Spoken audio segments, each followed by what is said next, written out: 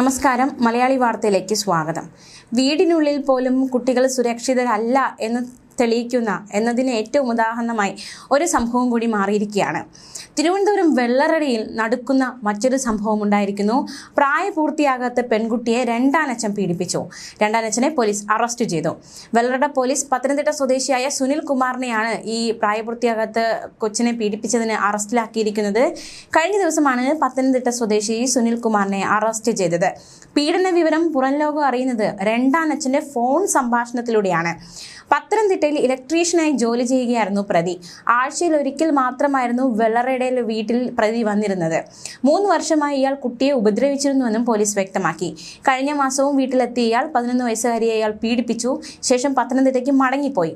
സംഭവം പുറത്തു പറയരുതെന്ന് കുട്ടിയെ ഫോണിലൂടെ ഭീഷണിപ്പെടുത്തി. ഈ സംഭാഷണം ഫോണിൽ ഓട്ടോ റെക്കോർഡഡ് ആയിരുന്നു. ഇത് പിന്നീട് കുട്ടിയുടെ സഹോദരൻ കേട്ടു. അങ്ങനെയാണ് സംഭവം പുറം ലോകത്തേക്ക് എത്തുന്നത്. വെള്ളറടയിലെ വീട്ടിൽ കുട്ടിക്കൊപ്പം മുത്തശ്ശനും മുത്തശ്ശിയും സഹോദരനും മാത്രമാണ് ഉണ്ടായിരുന്നത്. അമ്മ ജോലി സംബന്ധമായി പുറത്തായിരുന്നു. പോക്സോ അടക്കമുള്ള വകുപ്പുകൾ ചുമത്തി അറസ്റ്റ് ചെയ്ത പ്രതിയെ കോടതിയിൽ ഹാജരാക്കി റിമാൻഡ് ചെയ്തു. പ്രതിയെ പിടികൂടിയത് വെള്ളറട പോലീസിന്റെ അന്വേഷണത്തിലായിരുന്നു. വെള്ളറട SHO പ്രസാദിന്റെ നേതൃത്വത്തിൽ SI റസൽ രാജും സംഘവുമാണ് പ്രതിയെ പിടികൂടിയത്. അതേസമയം ഈയിടയ്ക്ക് കോഴിക്കോട് മുക്കത്തുണ്ടായ പീഡനശ്രമം അത് വളരെയധികം ഭീതിജനകമായിരുന്നു. സ്വകാര്യ ഹോട്ടൽ ജീവനക്കാരിയെ ഹോട്ടൽ ഉടമയും കൂട്ടാളികളും ചേർന്ന് പീഡിപ്പിക്കാൻ ശ്രമിച്ച സംഭവം. ഇതിൽ നിയമപരമായി മുന്നോട്ട് പോകുമെന്ന് അതിജീവിത വ്യക്തമാക്കിയിരിക്കുന്നു. താൻ അനുഭവിച്ച വേദന അയാൾ അറിയണമെന്ന് അതിജീവിത വ്യക്തമാക്കി.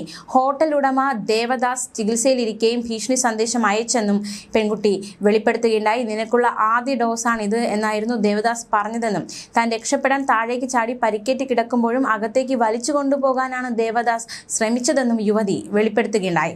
സംഭവ ദിവസം തന്റെ കൂടെ താമസിക്കുന്നവർ നാട്ടിൽ പോകുന്ന കാര്യം ദേവദാസിന് അറിയാമായിരുന്നു. രാത്രി ഒറ്റയ്ക്ക് കിടക്കാൻ പേടിയുണ്ടെങ്കിൽ ഹോട്ടലിൽ താമസിച്ചു കൊള്ളാൻ പറഞ്ഞു. എന്നാൽ ഭയമുണ്ടായിരുന്നതിനാൽ അതിന് പെൺകുട്ടി തയ്യാറായില്ല. രാത്രി ഗെയിം കളിക്കുന്ന സമയത്തായിരുന്നു ദേവദാസും കൂട്ടാളികളും വീട്ടിലേക്ക് അതിക്രമിച്ച് കയറിയത്. ദേവദാസ് മദ്യപിച്ച് ലെക്ക് കെട്ട അവസ്ഥയിലായിരുന്നു. ദേവദാസുമായുള്ള ഉന്തും തള്ളലുമാണ് കൈതട്ടി ഫോണിലെ വീഡിയോ റെക്കോർഡ് ഓണായത്. അതിക്രമത്തിനിടെ കെട്ടിടത്തിൽ നിന്ന് താഴേക്ക് ചാടി പരിക്ക് പറ്റി കിടന്ന തന്നെ റിയാസ് അകത്തേക്ക് വലിച്ചു കൊണ്ടുപോകാൻ ശ്രമിച്ചു. ഡോക്ടറുടെ സഹായത്തോടെയാണ് ഫോൺ ദേവദാസിൽ നിന്ന് തിരിച്ചു വാങ്ങിയതെന്നും യുവതി വ്യക്തമാക്കി. അതിക്രൂരമായ പീഡന ശ്രമമായിരുന്നു നടന്നത്. എന്തായാലും പീഡനങ്ങൾ വീണ്ടും വർദ്ധിച്ചുകൊണ്ടിരിക്കുന്നു എന്നതാണ് ഏറ്റവും വേദനാജനകമായ കാര്യം. ന്യൂസ് ഡെസ്ക് മലയാളി വാർത്ത.